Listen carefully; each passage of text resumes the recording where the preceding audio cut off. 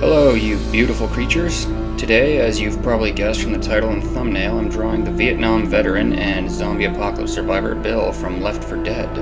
I suddenly got the idea to do a drawing like this after myself and a couple of my friends decided on a whim to revisit the game, and to our surprise, it turned out to be a lot more fun than we anticipated.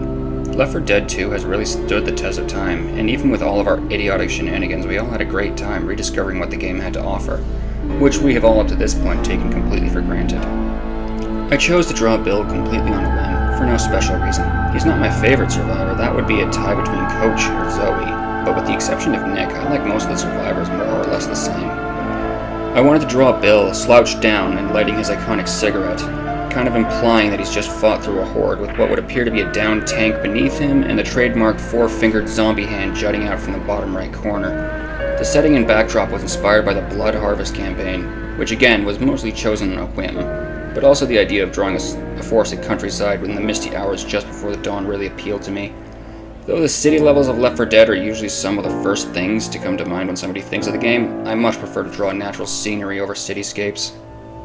Moving on to the inking, I wanted the inks and negative space to cast more intense shadows from the light source, in this instance the lighter, starting off with very light tracing from my 0.05mm multi-liner over the pencil work, keeping the inks away from the direct line of sight from the lighter since I wanted to try using bright highlights to imply shade rather than black inks.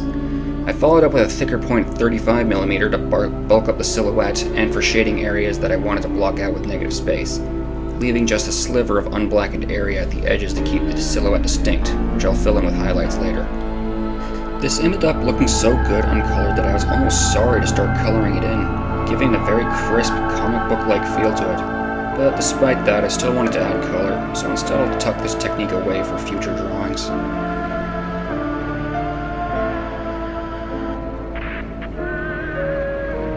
The hand was a bit of a challenge since I always struggled drawing hands in the past.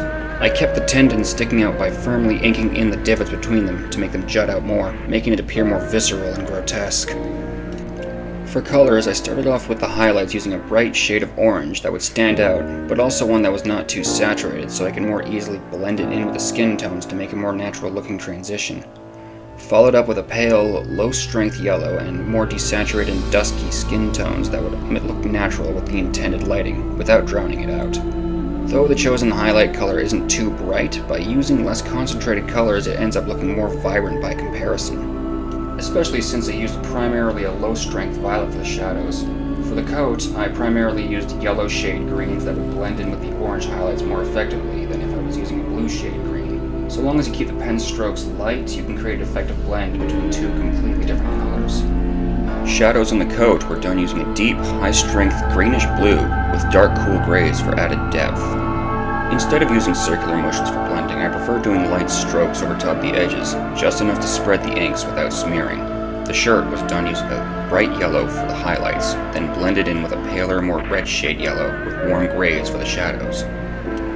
With Bill's M16 assault rifle, I colored the magazine grip and rims with a light neutral gray to break apart the silhouette, then set a dull medium shade blue for the base of the main body of the rifle, which I layered progressively darker shades of cool gray over top of. The hand was done with light cool grays with very light shades of green layered on top for highlights to give it that ghastly corpse-esque pallor, shading in the ridges with darker grays, carefully keeping the knuckles and jutting tendons light to make it appear more grisly. For the sky, I again took inspirations from screenshots taken during our foray in Blood Harvest's Map 5, almost exclusively using the lightest shades of blue, purple, and a little bit of yellow for added pop, spending extra time carefully blending between them to achieve an almost watercolorish wash, which I then layered over top of with blue shades of violet as I go up further away from the hills.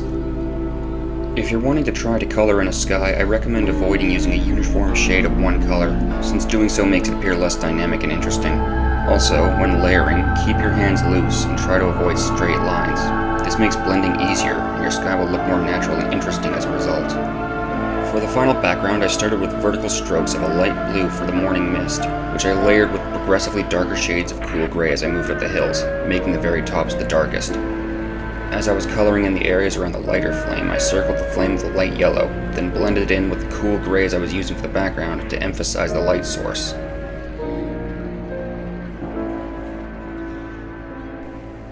Getting close to the end here. For the final details, I layered in dark gray and controlled randomized vertical strokes to imply trees, and again further back with a lighter shade, blending in the bottoms with a light blue to add the illusion of depth.